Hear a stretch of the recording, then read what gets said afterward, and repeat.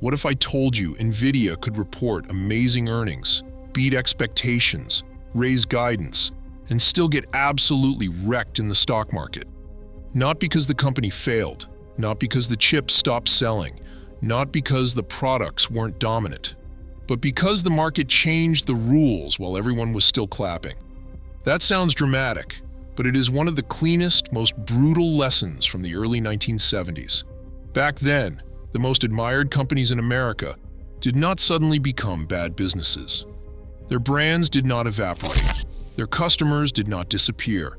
Their executives did not forget how to run a company. And yet, their stocks got repriced in a way that felt unthinkable until it happened.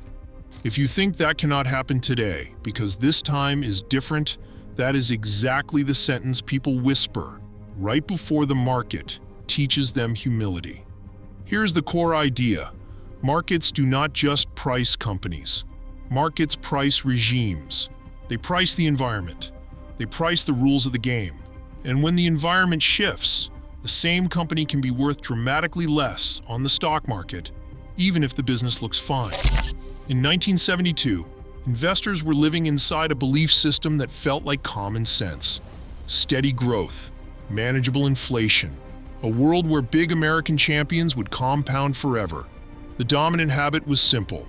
Pay any price for quality growth. Buy the biggest, safest names. Hold them. Sleep well. The NiftyFifty felt gravity-proof. Then the regime changed. Inflation stopped behaving. Interest rates stopped being background noise and became the main character. Energy shocks hit costs and confidence. Uncertainty got louder. And the market's valuation rulebook quietly rewrote itself. That is the part people do not emotionally accept. The market does not need the company to fail. It just needs the environment to change the probability distribution of outcomes. It needs investors to demand a higher return for risk. It needs the discount rate to rise. And once that happens, future profits get discounted harder. Optimism gets taxed. And valuations can compress fast. If you like this kind of history meets markets breakdown, subscribe because this channel is basically one mission: spotting the patterns that repeat, so you are not surprised when the regime shifts and the leaders start bleeding first. Quick note, this is educational content, not financial advice. Now, when I say regime shift, I'm not trying to sound academic. I mean a change in the background conditions that hits most assets at once. It changes what investors demand as compensation for risk. It changes what kinds of companies are rewarded. It is not company-specific. It is environment-specific. A company-specific problem is we missed earnings. A regime problem is the world got more expensive and more uncertain. In the early 1970s, one regime shift was inflation becoming persistent and unpredictable. Another was energy and commodity shocks hitting costs. Another was the breakdown of the post-war monetary arrangements. The result was a world where pay any price for quality growth stopped working for a while because the discount rate and uncertainty changed. The same companies might have still grown. The stocks still got repriced. That is why I want you to think about NVIDIA through this lens, without forcing a lazy one-to-one analogy. I am not saying today equals 1972. I am not saying we are guaranteed the same kind of crash. The point is the mechanism. Leaders are most vulnerable to regime shifts because leaders are priced like the current regime lasts forever. And right now, NVIDIA is not just a company. It is a symbol. It is a proxy for the artificial intelligence narrative, the capital expenditure boom, and the idea that we are in a new era where the old rules do not apply. So let's pressure test that. What are the plausible regime shifts of the 2020s that could reprice NVIDIA, even if the business keeps executing? I will give you 5 candidates. None of these are predictions. They are scenarios. I want you to pick the one you think matters most in the comments, because this is where people get blindsided, not by a single headline, but by an assumption they did not realize they were making. First candidate, the path of inflation and interest rates. Even if inflation is lower than its peaks, the real question is whether rates stay structurally higher than the 2010s. In the 2010s, money was cheap, discount rates were low, and the market rewarded long-duration growth aggressively. If the rate regime stays higher, the market can treat long-duration growth differently. That does not mean growth stops. It means the market may stop paying extreme multiples for growth that sits far out in the future. When the discount rate rises, the future gets cheaper. That is not an opinion. That is math. And it is a quiet killer for stocks priced like the future is guaranteed. Second candidate, geopolitical fragmentation. Supply chains are shifting, export controls, trade restrictions, a world slowly splitting into technology blocks.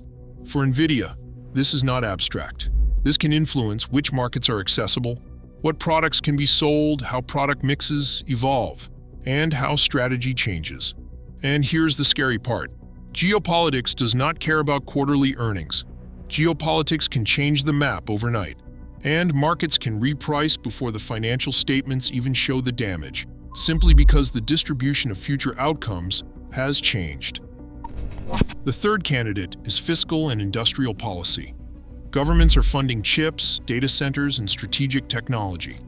That can be a tailwind, because it supports demand and accelerates build-out. But it can also be a leash, because government involvement brings rules, constraints, and incentives that can distort competition. It can also create new competitors, new requirements, and new limits. Investors often underestimate that because they treat government funding as pure upside and forget the strings attached. Fourth candidate is the artificial intelligence productivity reality check.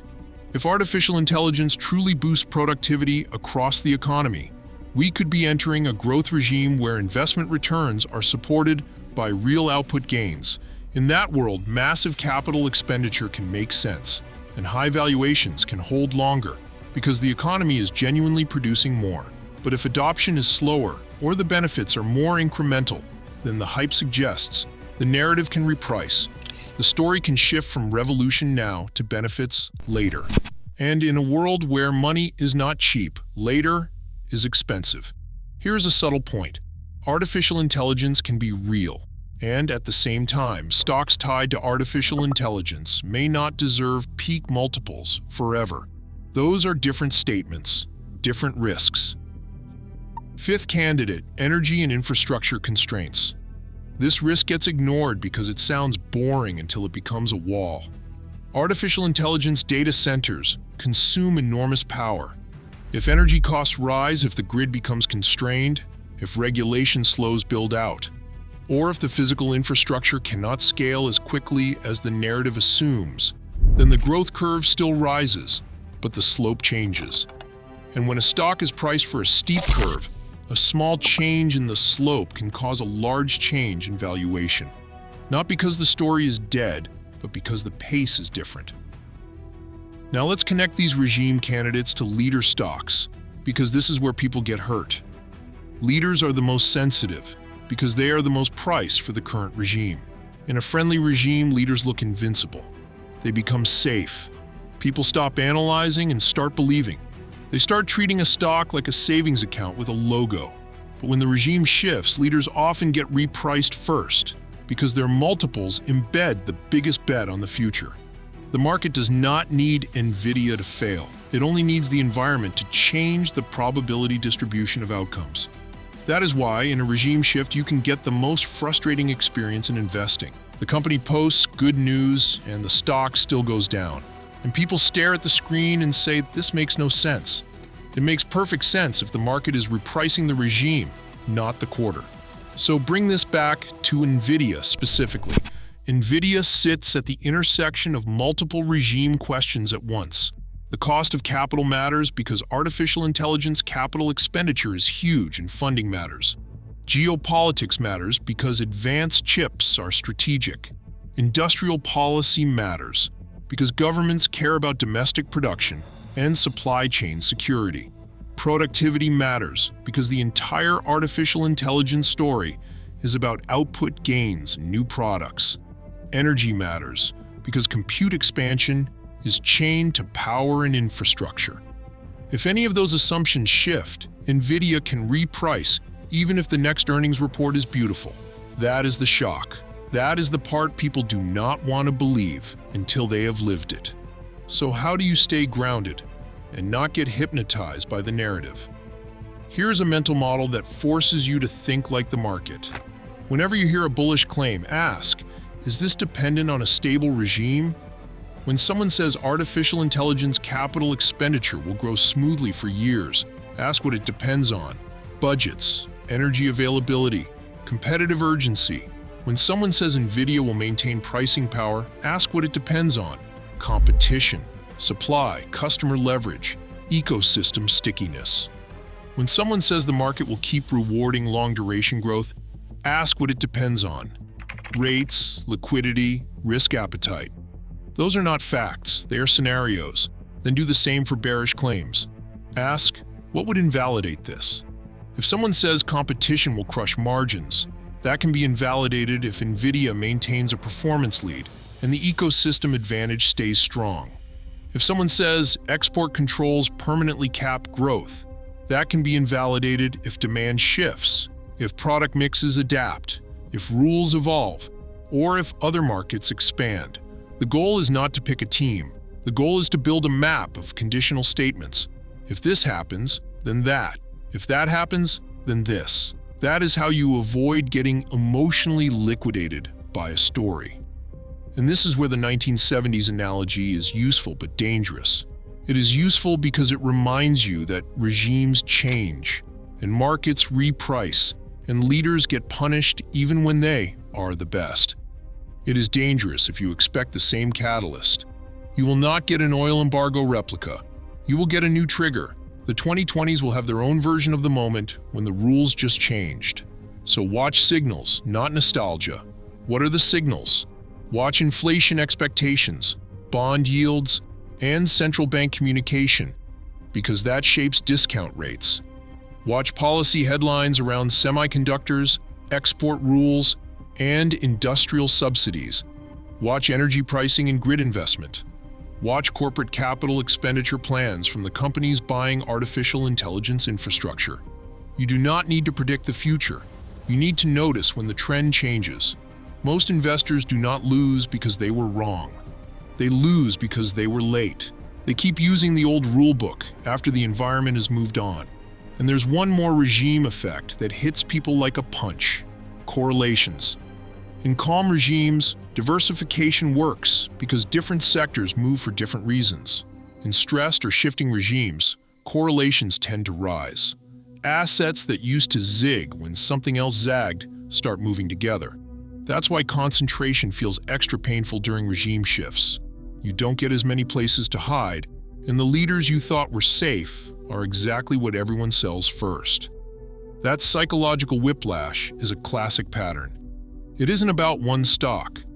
It's about the crowd suddenly demanding a higher return for risk, all at once. And here's another uncomfortable twist. It's possible to get a world where artificial intelligence is real, productivity is improving, and growth is strong, and rates still rise because investment demand is high.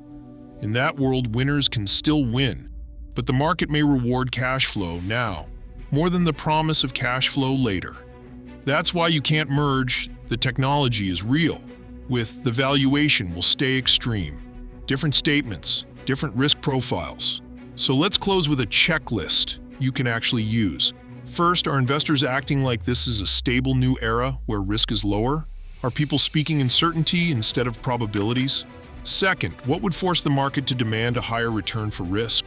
Higher rates, higher uncertainty, tighter policy, weaker liquidity, geopolitical shocks, energy constraints. Third, what early market behavior would suggest a regime shift is being priced? One of the cleanest tells is leaders underperforming even when the news is good, because that's the market whispering, the rules changed. Next episode, we are going to tackle a myth that confuses a lot of people, the idea that one stock carries the whole index. We will break down how index weighting really works, why it feels like one name controls everything, and what that means for understanding risk in a concentrated market. Before you go, tell me which regime shift candidate matters most to you, and why. Pick one: rates, geopolitics, policy, productivity, or energy. I read every comment.